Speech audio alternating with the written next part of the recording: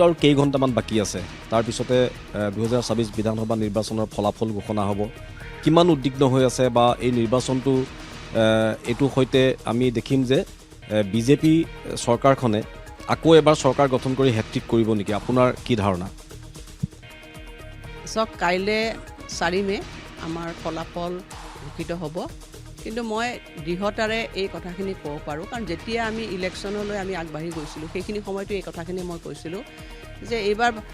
ভাৰতীয় জনতা পাৰ্টি বা মিত্ৰজোঁটৰ ফলাফল ভাল হ'ব কাৰণ বিগত 5টা বছৰ হিমন্ত বিশ্ব শৰ্মা ডাঙৰীয়া নেতৃত্বত চৰকাৰখনে যিমান উন্নয়নমূলক কাম কৰিছে সি জনসাধাৰণে এখন শেষৰজন ব্যক্তিৰ ওচৰলৈ পাইছেগৈ সেইকাৰণে আমি কৈছিলোঁ যে অতি ভাল ফলাফল হ'ব আৰু 2021 চনৰ নিৰ্বাচনতকৈ এই ফলাফল বেছি ভাল হ'ব আৰু সেইটো দিশতাৰে মই কৈছিলোঁ কাৰণ এই নিৰ্বাচনটো আমি অতি মানে আচলতে ডে 1ৰ পৰা বুলি ক'ব পাৰি নিৰ্বাচন ঘোষণা হোৱাৰ দিনাখনৰ পৰা নহয় আগৰ পৰাই অতি ভাল প্ৰিপাৰেশ্যন আছিলে আৰু সেইকাৰণে ঘোষণা হোৱাৰ দিনটোৰ পৰাই আমি একদম শেষৰ দিনটোলৈকে এটা সুন্দৰ আচলতে প্ৰিপাৰেশ্যন লৈ পেলাই আমি এই নিৰ্বাচনত অৱতীৰ্ণ হৈছিলোঁ আৰু সেইকাৰণে মই ক'ব পাৰোঁ আত্মবিশ্বাসেৰে ক'ব পাৰোঁ যে পুনৰবাৰ তৃতীয়বাৰৰ বাবে ভাৰতীয় জনতা পাৰ্টি মিত্ৰজোঁটৰ চৰকাৰ হ'ব আৰু হিমন্ত বিশ্ব শৰ্মা ডাঙৰীয়াই দ্বিতীয়বাৰৰ কাৰণে অসমৰ মুখ্যমন্ত্ৰীৰ দায়িত্ব গ্ৰহণ কৰিব আৰু মই অসমৰ কথা কৈছোঁ যে অসমতো আমাৰ ভাল ফলাফল হ'ব ইতিমধ্যে বিভিন্ন এক্সিট পোলবিলাকত আশানুৰূপ কথাখিনি প্ৰকাশ কৰিছে আৰু আমিও কৈছোঁ ময়ো বিভিন্ন উৎসৰ পৰা আমালৈ খবৰ আহে সেই খবৰ মতে গোলাঘাট জিলাখনত মই নিৰ্বাচনৰ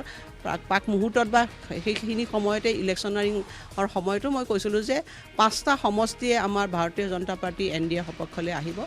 তাত আমি এটা সেই তেনেকুৱা ধৰণৰ এটা আমি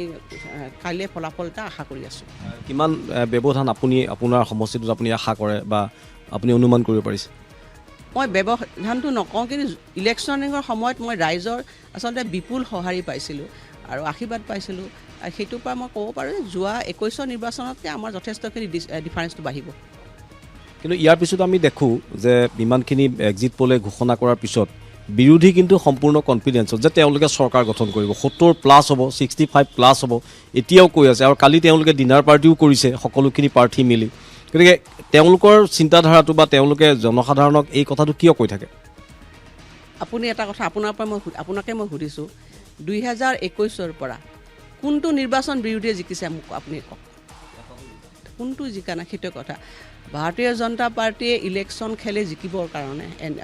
আৰু আমি সেই হিচাপে জিকিবৰ কাৰণে আমি বহুত কষ্ট কৰোঁ আৰু ফলটো পাওঁ কিন্তু আমি দেখিলোঁ বিৰোধী দলবিলাকে আচলতে দেখিলোঁ যে প্ৰত্যেকটো নিৰ্বাচনে তেওঁলোকে কিমান চিৰিয়াছলি খেলিছে উত্তৰটো আপোনালোকে দেখিছে কোনো নিৰ্বাচনটো হৈছে পঞ্চায়ত নিৰ্বাচন হৈ গ'ল লোকসভা নিৰ্বাচন হৈ গ'ল পৌৰসভা নিৰ্বাচন হৈ গ'ল বা তাৰ আগতে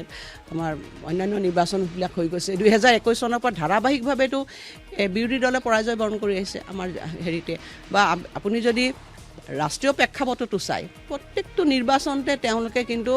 পৰাজয় বৰণ কৰি আহিছে গতিকে মই এইটোৱে ক'ব পাৰোঁ যে কাইলৈ আপোনালোকে চাব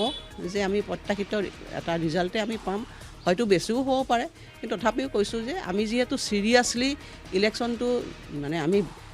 বিজয় হ'বৰ কাৰণে আমি দলটোৱে কাৰ্যকৰ্তাসকলে দিনে ৰাতি কাম কৰিছে প্ৰাৰ্থীসকলেও আমাৰ কষ্ট কৰিছে নিশ্চিতভাৱে বিজয় আমাৰ হ'ব ভাল ফলাফল আমি লাভ কৰিম এক্সিট পোলত ইতিমধ্যে কৈছে যে 80ৰ পৰা 100+ কোনোবাই 101+9 কৰিছে চানৈকৈ আমি চাওঁ ঠিক নিউজ লাইভে তেনেদৰে 94 95 বিজেপি NDAক দিছে গতিকে আপোনাৰ ধাৰণা কি হ'ব পাৰে যে 100+ হ'ব যে 90 বা 100ৰ ভিতৰত থাকিব NDA এখন মই সেইদিনাখন নিউজ লাইভৰ সমীক্ষাটো চাইছিলোঁ নিউজ লাইভে জুডিচিয়াছলি ভালকৈ আচলতে সমীক্ষাটো কৰিছে মই দেখিলোঁ তেওঁলোকে 72খন ছিট দিছে বা 30খন 50-50 কৰি দিছে ৰিজাৰ্ভত দিছে কিছুমান ছিট এনেকুৱা থাকে